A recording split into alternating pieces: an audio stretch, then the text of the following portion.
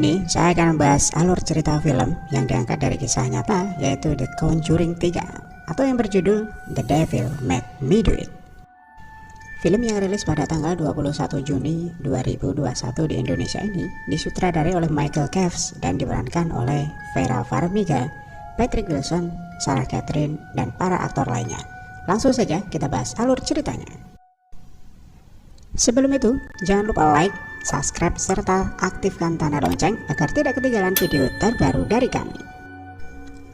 Pada tanggal 18 Juli 1981, Warren dan pasangannya Lauren diminta untuk membantu proses eksorsis, yaitu prosesi pengusiran setan dari seorang anak kecil berusia 8 tahun bernama David.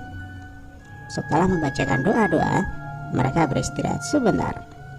Lalu, David dibawa ke kamar untuk beristirahat oleh pacar kakaknya, yaitu Arnie. David merasa sangat ketakutan, namun kakaknya menenangkannya dan mengatakan bahwa dia adalah anak yang pemberani. Tidak lama kemudian, pendeta bernama Gordon datang. David ketakutan dan merasa dirinya masih diganggu oleh setan yang mengikutinya.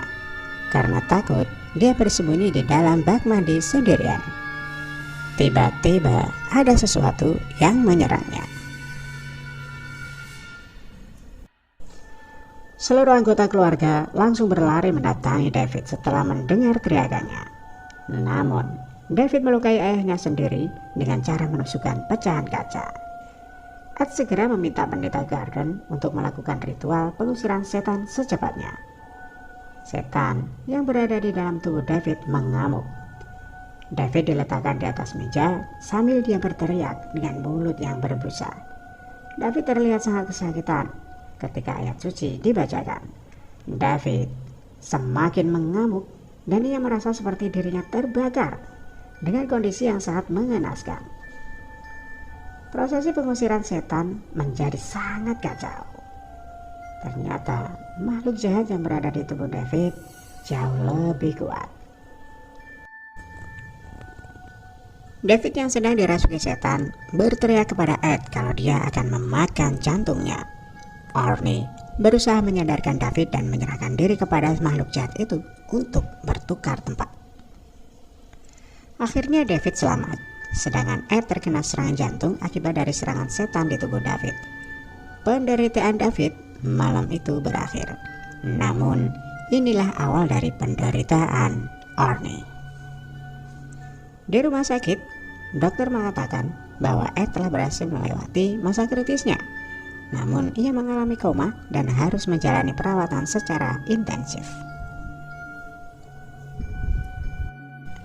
Sedangkan Arnie, ia mulai mendengar suara-suara aneh di mimpinya. Tidak lama, Debbie, yaitu kekasih Arnie, datang untuk membangunkannya. Namun, tiba-tiba Arnie mengajak Debbie untuk pindah ke kota lain. Namun, Debbie menjawab, ia baru saja mendapat pekerjaan sehingga ia mempertimbangkan tawaran Arnie. Debbie bekerja di tempat penitipan hewan dengan pemiliknya bernama Bruno. Bruno mengizinkan mereka untuk tinggal di sana secara gratis. Suatu hari, mereka pergi ke rumah Debbie untuk makan bersama. Ketika Arnie ingin mengambil sesuatu di dapur, ia melihat kotak sereal yang terjatuh. Spontan, ia ingin mengambilnya. Namun, ia melihat ada tikus keluar dari dalam kotak sereal tersebut. Begitu melihat sebuah lubang di dalam dinding, ia terkejut ketika makhluk misterius itu muncul di hadapannya.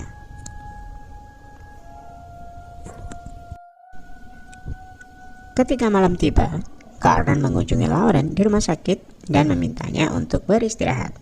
Lauren bercerita awal pertemuan dengan sang suami. Lauren berkata dia tidak akan pulang ke rumah karena disinilah rumahnya, yaitu ketika bersama suaminya. Keesokan harinya, ketika Arnie bekerja, ia merasa seperti ada yang mengawasinya. Arnie kehilangan konsentrasi dalam bekerja, sehingga ia menjatuhkan gergajinya. Lalu Arnie pulang ke rumah dengan wajah yang berkeringat dan semakin pucat. Di rumah sakit, tiba-tiba Ed sadarkan diri. Ia mengatakan kepada Lauren bahwa setan di dalam tubuh David berpindah ke tubuh Arnie. Di rumah, Bruno yang sedikit mabuk mengajak Arnie untuk minum sambil mendengarkan musik bersama. Namun Arnie mulai kehilangan kesadarannya, sedangkan Bruno sedang asik mengajak Debbie berdansa. Kemudian Arnie mulai berhalusinasi.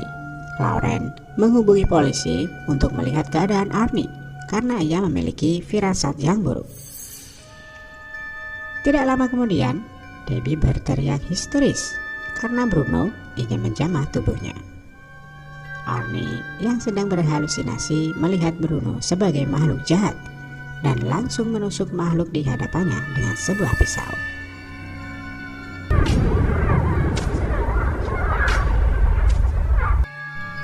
Arnie pergi meninggalkan rumah ketika polisi datang ke TKP. Setelah sudah sadarkan diri, Arnie terkejut melihat darah yang berlumuran di tangannya. Bruno ditemukan oleh polisi dalam keadaan sudah tidak bernyawa dengan total 22 tusukan di sekujur tubuhnya. Ed dan Lauren mengunjungi Arnie di penjara. Mereka meminta Arnie untuk membacakan kitab suci di hadapannya. Setelah selesai, mereka menarik kesimpulan bahwa Arnie tidak dimasuki secara permanen oleh makhluk jahat tersebut, hanya pada waktu tertentu. Debbie pun mengatakan ia melihat Arnie pada hari itu seperti bukan dirinya sendiri. Lalu Ed dan Lauren mendatangi pengacara Arnie dengan mengatakan bahwa Arnie membunuh bukan karena keinginannya, namun ia sedang dirasuki oleh setan. Namun pengacara menolak untuk mengatakan fakta tersebut di persidangan. Lalu Ed dan Lauren mengundang pengacara tersebut untuk datang ke rumah mereka untuk membuktikan bahwa hal gaib itu ada. Singkat cerita, sang pengacara percaya akan fakta dari kasus tersebut. Di pengadilan, sang pengacara mengatakan bahwa Arnie tidak bersalah karena ia sedang dirasuki oleh setan. Ini merupakan kasus hukum pertama di Amerika Serikat, di mana menuntut bukti nyata kerasukan dalam pengadilan.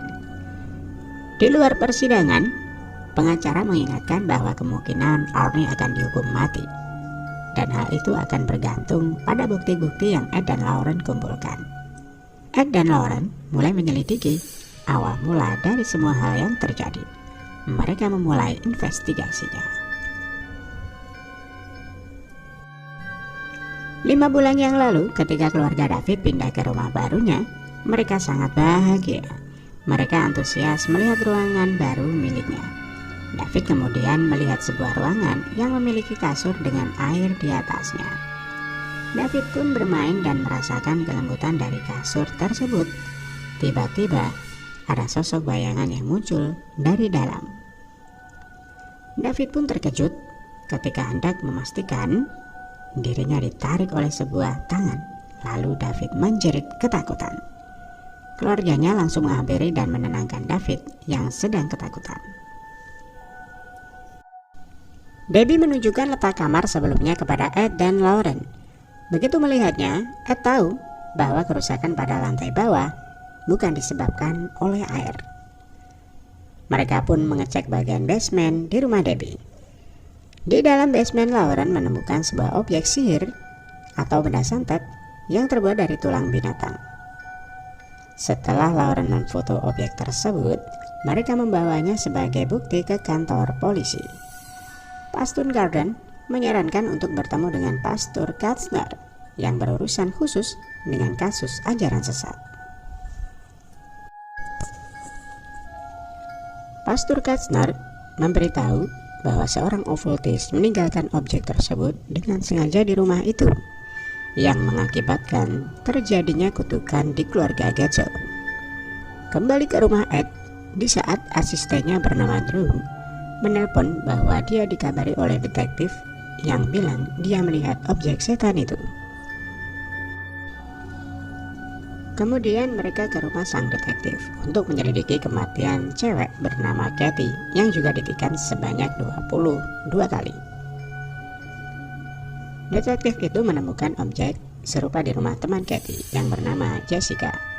Namun, saat ini Jessica menghilang.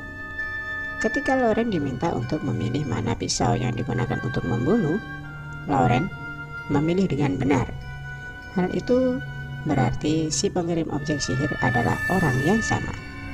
Dari situ, sang detektif percaya akan kemampuan magis Lauren. Ketika menuju ke TKP, Lauren menggunakan kekuatan supranaturalnya untuk melihat keadaan pembunuhan yang terjadi di TKP dengan penglihatannya. Ternyata Jessica yang menusuk Katie sebanyak 22 kali di bawah pengaruh setan. Ketika sadarkan diri, Jessica melompat ke arah tebing. Lauren hampir jatuh dan Lauren pun ditarik oleh si setan Jessica. Ed pun langsung menarik Lauren. Lalu Lauren berkata bahwa Jessica ada di bawah. Dan benar, polisi pun menemukan jasad Jessica di bawah tebing. Kembali ke penginapan, Ed mendapat telepon dari Debbie bahwa Arnie dihasut oleh setan untuk melakukan bunuh diri. Lalu Ed menyuruh untuk memanggil pastor penjara bernama Newman untuk mengawasi Arnie yang ingin melakukan aksi bunuh diri selama 24 jam. Pastor Newman memberi air suci kepada Arnie. Lalu Arnie duduk dengan dilingkari air suci tersebut. Lauren bercerita bahwa ia melihat seorang okultis ketika memegang tangan David selama prosesi eksorsis. Ed langsung mengajak Lauren ke rumah duka Jessica untuk memegang tangan jasadnya. Lalu Lauren melihat seorang okultis itu sedang melakukan ritualnya lagi, yaitu menghasut Arnie yang sedang memegang botol air suci hingga pecah dan membuat tangannya terluka. Arnie mengambil pecahan gelas itu untuk melakukan bunuh diri, namun berhasil dicegah oleh Lauren, dan Lauren berkata bahwa koneksi tersebut berjalan dua arah dan masih terbuka untuk dunia nyata. Namun tiba-tiba terjadi mati lampu. Setelah Ed berusaha menyalakan lampu, tiba-tiba mayat Jessica menghilang. Dia ternyata ada di sana. Si setan pun lari ke arah Lauren. Ed berhasil menangkap Lauren dan si mayat pun terjatuh. Keesokan harinya, Lauren menemui Debbie untuk memintanya bertemu dengan Arnie dan meminta bantuan kepada Pastor Newman. Drew ternyata menemukan buku sihir lalu memberikannya pada Ed. Di situ tertulis, untuk mencabut kutukan, mereka harus menghancurkan altar tempat okultis melakukan ritual. Namun, karena ada bahasa yang tidak dimengerti, mereka membawanya ke Pastor Kastner untuk menerjemahkannya. Ed dan Drew lanjut menyelidiki di mana tempat si okultis itu, dan ternyata tempat itu berada di rumah Kastner. Dan Kastner akhirnya mengungkapkan bahwa dia telah membesarkan putri secara rahasia bernama Lola. Dia memberitahu Lauren bahwa selama penelitiannya, ketertarikan Lola terhadap okultisme tumbuh sehingga ia menjadi seorang okultis. Kastner bilang bahwa altarnya ada di lorong bawah tanah rumahnya sendiri. Ketika Lauren akan pergi ke lorong bawah tanah, ia bertemu dengan Lola.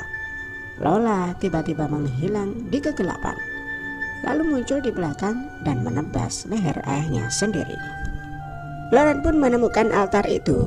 Ia mencoba mendorongnya namun terlalu berat, dan Lola pun datang. Kembali kepada Ed yang menyusul pergi ke rumah Kastner dan langsung menemukan lorong bawah tanah melalui lubang pembuangan yang terkunci. Ed mendengar suara Lauren. Lalu Ed membuka kunci tersebut dengan palu. Di dalam lorong, Lauren berlari, namun terjatuh. Tiba-tiba ada sesosok kembaran Lauren dan ia mengikuti gerakan Lauren. Saat Ed datang, ia melihat Lauren, namun itu hanyalah trik dari Lola agar Ed terkecoh, dan Lola pun langsung menghembuskan sesuatu ke mata Ed. Ed pun dirasuki oleh setan. Lauren pun menemukan Ed yang berusaha membunuhnya. Ritual dimulai lagi oleh Lola. Arnie pun kerasukan dan ia tidak bisa mengontrol dirinya sendiri. Arnie memegang pecahan kaca dan berusaha untuk bunuh diri.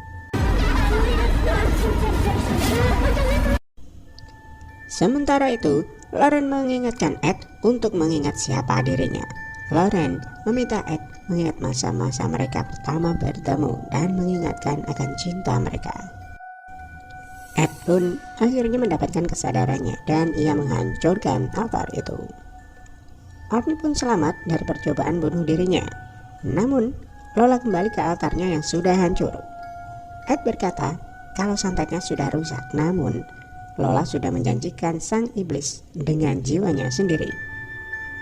Lalu sang iblis muncul dan mengambil jiwa Lola. Dan akhirnya Ed dan Lauren berhasil keluar dengan selamat. Akhirnya Arnie hanya dijatuhi hukuman penjara selama 5 tahun untuk menebus kesalahannya. Arnie pun menikahi Debbie di penjara. Sedangkan Ed memberikan hadiah kepada Lauren, yaitu sebuah gazebo untuk mengenang tempat mereka pertama kali bertemu. Dan film pun tamat.